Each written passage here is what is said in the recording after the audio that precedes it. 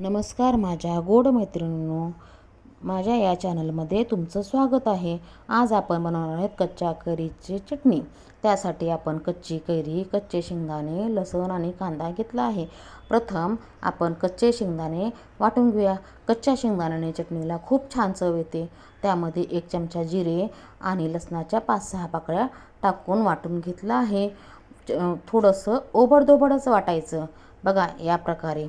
त्यामध्ये आपण कापलेला कांदा आणि कैरी टाकणार आहोत।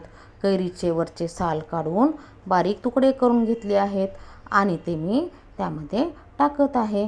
त्यावरती आपण थोडीशी कोथिंबीर, 1 चमचा लाल तिखट आणि चवीपुरतं मीठ टाकून घेऊया। कैरी जर आंबट असेल तर थोडीशी साखर टाकली तर चालेल, पण माझी कैरी आंबट नव्हती त्यामुळे मी साखर नाही टाकली। चटणी ही वाटताना थोडीशी मागे पुढे करून वाटल्यास ही चटणी बघा अशा प्रकारे वाटली जाते। आता आपण चटणीला फोडणी करूया। त्यासाठी 1 चमचा तेलामध्ये जिरे टाकले आहे आणि त्यामध्ये कढीपत्ता टाकून घेऊया। कढीपत्ता आणि कोथिंबीर छान कुरकुरी झालं की ती चटणीमध्ये टाकून घेऊया।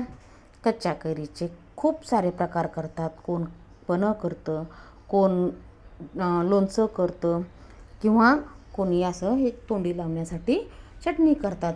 चटणी ही खूप छान लागते। उन्हाळ्यात आपल्याला भाज्या खाऊ वाटत नाहीत तर त्याच्याऐवजी ही चटणी एक छान पर्याय आहे।